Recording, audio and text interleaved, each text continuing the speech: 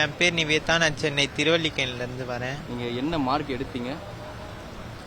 நான் 300 எடுத்தேன்.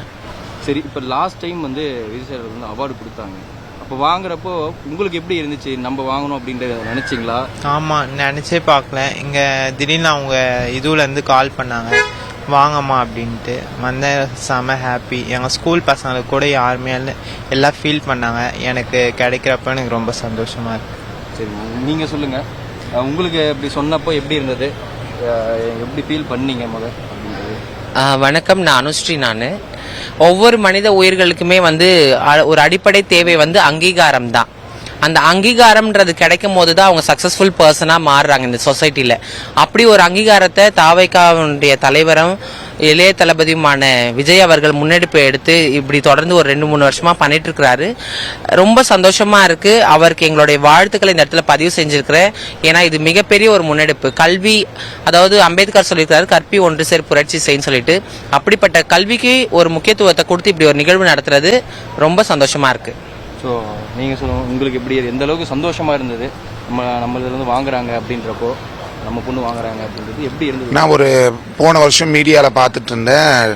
10th standard 12th standard நல்ல மார்க் எடுத்த பிள்ளைங்களெல்லாம் கூட்டு வாழ்த்து தெரிவித்து பாராட்டு தெரிவிக்கிறாருன்றதை நான் நியூஸில் பார்த்தேன். அப்போ நான் ஒரு ஃபீல் பண்ணிட்டு இருந்தேன். லாஸ்ட் டைம் ஒரு திருநங்கை கூட இதுக்காக முன்னாடி வரல அப்படின்னும் போது, நம்ம பிள்ளை வந்து நம்ம பிள்ளை மார்க் எடுக்காட்டாலுமே தமிழகத்திலே முதல் திருநங்கையா அவ தேர்வு எழுதி தேர்ச்சி பெற்றிருக்கிறா. அவளையுமே ஒரு அங்கீகரித்து இன்னைக்கு கூட்டு வாழ்த்து தெரிவிக்க போறாருன்றது எனக்கு ரொம்ப சந்தோஷமான ஒரு விஷயம். இதை பார்த்து மற்ற திருநங்கைகளும் படிக்கணுன்ற ஒரு ஆசையும் எனக்கு சின்னதுலேருந்து ஒரு கனவு, சாரை பார்க்கணுன்றது. அந்த கனவு இப்போ நினைவாயிருக்குது, என் பொண்ணு மூலியமாக நினைவாய்க்கிறதுன்றது எனக்கு ரொம்ப சந்தோஷமா படுது.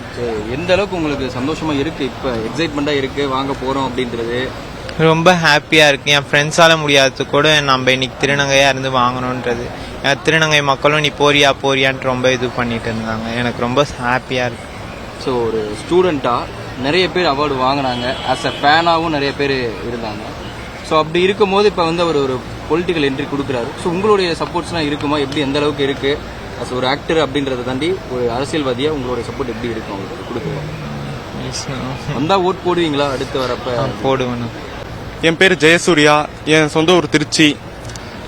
நான் 12th 588 வாங்கினேன் 600க்கு. ஸோ இப்போ அவார்டு வாங்க போகிறீங்க, கல்வி விருது ஆக்டர் விஜய் சார் அந்த ஒரு பொலிட்டிஷியன் கையில் வாங்குறீங்க. ஸோ எப்படி இருக்குது? லாஸ்ட் டைம் கொடுத்தாங்க, அப்போ பார்த்தீங்களா, என்ன நினச்சிங்க? என்ன மாதிரி இருந்தது? லாஸ்ட் இயர் 11th படிச்சுக்கிட்டு இருந்தேன். அப்போ ஃபீல் பண்ணேன், இப்போ நம்ம கொடுக்கலையேன்னு. இந்த தடவை வாங்குற ரொம்ப சந்தோஷம் தளபதி கையில்.